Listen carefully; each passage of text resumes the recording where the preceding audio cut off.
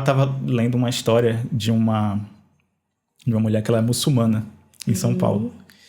E a gente tem todo esse estereótipo do muçulmano que a gente confunde com o muçulmano extremista. Sim. Né? Sim. Porque a imagem do muçulmano que chega para o Brasil, para o Ocidente, de uma forma geral, é o muçulmano do 11 de setembro, né? Dos ataques terroristas. Sim. E tudo mais.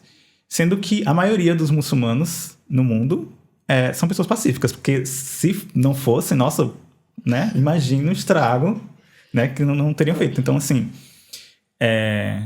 Assim como membros de qualquer religião, a maioria deles são pacíficos, né? A gente não tá vendo pessoas por aí, né, atacando.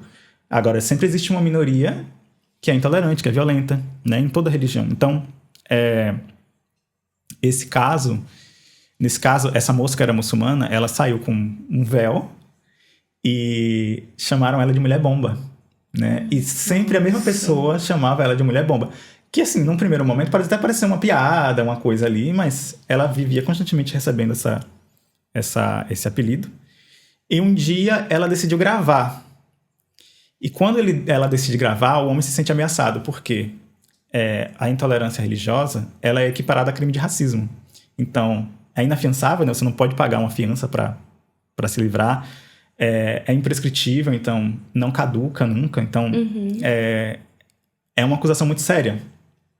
Então, esse cara se sente ameaçado e esse cara espanca essa mulher. Nossa. Para não possibilitar a denúncia.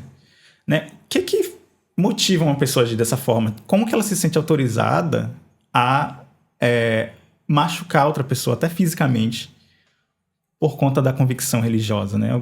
A gente pode dizer que o fanatismo ele passa por um lugar de doença mental... O que você acha dessa questão? Eu acho que é muito interessante isso que você traz nessa pergunta, né? Porque, assim, nessa história específica que você trouxe, dá pra gente analisar de vários pontos, né? A questão da religião e uma questão de gênero também, né? O que autoriza esse homem a bater nessa mulher? Acho que também é importante a gente ressaltar isso, né?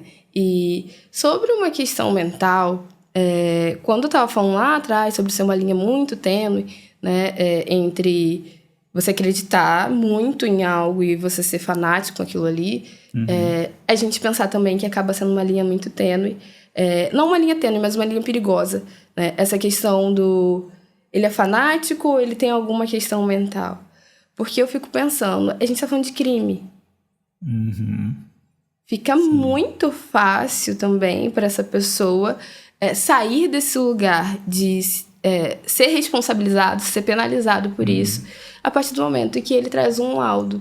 Olha, eu não fiz aquilo porque eu sou fanático, porque eu sou racista, porque... Não, eu fiz isso porque eu estava em surto.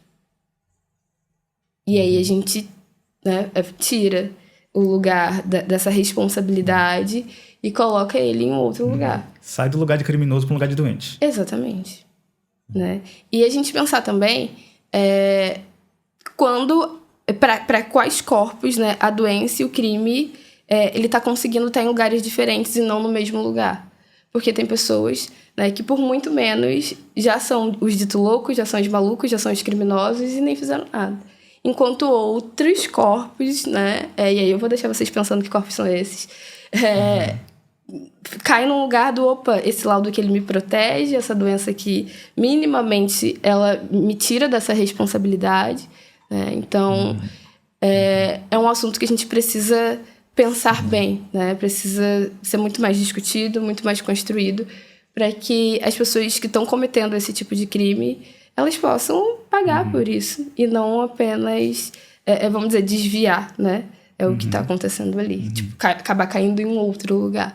Porque aí, no fim, essa mulher, né, que sofreu tudo isso, foi violentada de diversas formas, ela sai desse lugar do cuidado, ela sai desse lugar de quem precisa ser cuidado. E esse agressor acaba entrando nesse lugar. Ele vai precisar ser cuidado. Né? A gente desloca, né, esse cuidado, vamos dizer assim.